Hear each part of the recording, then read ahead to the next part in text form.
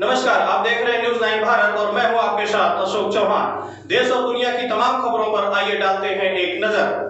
CCIM द्वारा हाल ही में आयुर्वेद के शल्य और शालाक्य के पोस्ट ग्रेजुएट डॉक्टरों को 58 शस्त्र की रिहाई करने की कानूनी इजाजत प्रदान की गई है, जिसका IMA ने देश भर में विरोध शुरू किया था और सरकार के फैसले का विरोध कर रहा था। इसी कड़ी में आजमगढ़ में नीमा के अध्यक्ष डॉक्टर DD सिंह ने प्रेस वार्ता का आयोजन कर मीडिया को जानकारी दी कि IMA के लोग समाज को गुमराह करने की कोशिश कर रहे हैं। जो भी दवाएं वो लोग उपयोग करते हैं उनमें 35% दवाएं आयुर्वेदिक हैं। उनका विरोध मिक्सोपैथी पर नहीं कहीं और है। हम लोग उनका विरोध करते हैं। इसके संबंध में हम लोग आने वाली 11 तारीख को शहर के हर स्थान पर शिविर का आयोजन कर निःशुल्क उपचार करेंगे, जिससे जनता को किसी प्रकार की असुविधा नहीं होगी। डॉक्टर DD सिंह ने आयुष मंत्रालय व स्वास्थ्य मंत्रालय को धन्यवाद ज्ञापित करते हुए कहा कि सरकार का ये फैसला सही है, हम इस फैसले का स्वागत करते हैं। आगे क्या कुछ कहा डॉक्टर DD सिंह और डॉक्टर AK मिश्रा जी ने, देखे हमारे इस रिपोर्ट में। मैं आज उसी चीज़ों को स्पष्ट करने के लिए आप लोगों को बुलाया हूँ। मैं ये कहना चाहता हूँ कि मिक्सोपैथी के वो खिलाफ है, लेकिन मुझे लगता है कि मिक्सोपैथी का सबसे ज़्यादा चलन उन्हीं के पास है। आज लीवर की जितनी भी दवाएं वो चलाते हैं सब आयुर्वेदिक है, सब हर्बल हैं। डेंगू की जो मेन मेडिसिन उनकी कैरीपील है वो सब लोग जानते करके पपाया पपीता से बनाई हुई हर्बल ड्रग है। अभी हमारे सीनियर PN मिश्रा सर ने बताया कि 35% एलोपैथिक दवाएँ हर्बल हैं, आयुर्वेदिक इंग्रेडिएंट से बनाई गई हैं। तो मिक्सोपैथी को तो छोड़ ही दीजिए, मिक्सोपैथी पे उनका विरोध नहीं, उनका विरोध जहाँ है वो सारा आप समझ रहे हैं। दूसरा, उन्होंने जो ये कहा कि आयुर्वेद के लोग 4 साल पढ़ के सर्जरी करने लगते हैं, मैं इस पर विशेष रूप से कहना चाहता हूँ, चाहे आयुर्वेद का UG हो चाहे मॉडर्न का UG हो, दोनों 5.5 साल का कोर्स का 4.5 साल की पढ़ाई और 1 साल की इंटर्नशिप दोनों की होती है। आयुर्वेद का PG हो या मॉडर्न का PG हो, 3 साल का कोर्स उनका भी होता है, 3 साल का कोर्स हमारा भी होता है। ये दूसरे को क्यों आप धोखा दे रहे हैं, क्यों झूठा दिखा रहे हैं, समाज को क्या बताना चाहते हैं? आप दूसरे भाव से सामान्य प्रकट होइए। गलत तथ्यों को लेके आएंगे, बार बार आपको मुंह दिखाना पीछे करना पड़ेगा।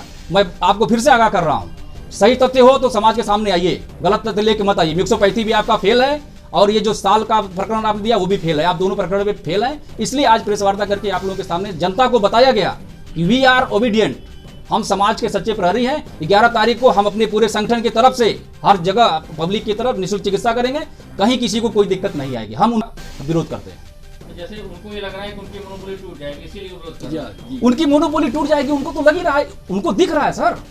जब हमारे लोगों को चिकित्सा का अधिकार ज्यादा मिलेगा, हम ज्यादा काम करेंगे तो निश्चित रूप से उनका काम कम होगा। तो इसी का विरोध है, उसको दूसरे रूम में वो प्रेरित कर रहे हैं। तो ये बताइए, जनता के लिए बहुत अच्छा है, सरकार का ये कदम प्रशंसनीय है। हम इसलिए सरकार को धन्यवाद भी ज्ञापन कर रहे हैं आपके माध्यम से। केंद्र सरकार, आयुष मंत्रालय और स्वास्थ्य मंत्रालय तीनों को हम आभार व्यक्त करते हैं कि उन्होंने लोकहित में जन कल्याण के लिए ये बहुत बड़ी योजना लाई है, जिसका फायदा हमारे समाज को मिलेगा। हम इसके लिए उन्हें धन्यवाद ज्ञापित करते हैं। IMA का कार्य बहिष्कार और हड़ताल उनकी अपनी शगुफी रात नहीं, मैं उसके टोटल अगेंस्ट हूँ। हम लोग 11 तारीख से रेगुलर कैंप कर रहे हैं, हम हर जगह चिकित्सा करेंगे। 11 से हमारा निःशुल्क कैंप भी चल रहा है जो 13 तक चलेगा। कितने डॉक्टर जुड़े हुए हैं नीमा आजमगढ़ में 1550 चिकित्सक हैं सर। मतलब सब लोग रेगुलर हैं, सब चिकित्सा जो जहाँ पे है वो अपनी चिकित्सा सेवा भावना से करेगा।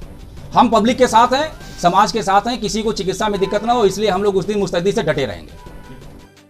DD सिंह, हम लोग ये आप नीमा के अध्यक्ष हैं, हम उसके सक्रिय कार्यकर्ता हैं। हम लोग इकट्ठा हुए हैं IMA की जो हड़ताल हुई है आयुर्वेदिक डॉक्टर्स को सर्जरी का अधिकार देने के लिए, उस पर विचार करने के लिए, अपनी बातें आपके समक्ष रखने के लिए। सबसे बड़ी बात यह है कि सरकार ने हर आयुर्वेदिक डॉक्टर, हर यूनानी डॉक्टर या किसी को भी अंडर ग्रेजुएट को सर्जरी का अधिकार नहीं दिया है। पोस्ट ग्रेजुएट सर्जरी में जो है MS इक्विवेलेंट टू MS है, केवल उन्हीं को अधिकार दिया है। ऐसी सीटें इंडिया भर में 50 से ज़्यादा नहीं प्रतिवर्ष। इसके लिए इतना ज़्यादा तहलका मचाया जा रहा है। BHU ऐसे संस्थान में 20 साल से 5-6 सीट चल रही है, तो ऐसा तो नहीं मान सकते कि वहाँ सब स्टैंडर्ड प्रोडक्ट्स निकल रहे हैं। ये तो बस ये है कि दूसरे की आलोचना करना है।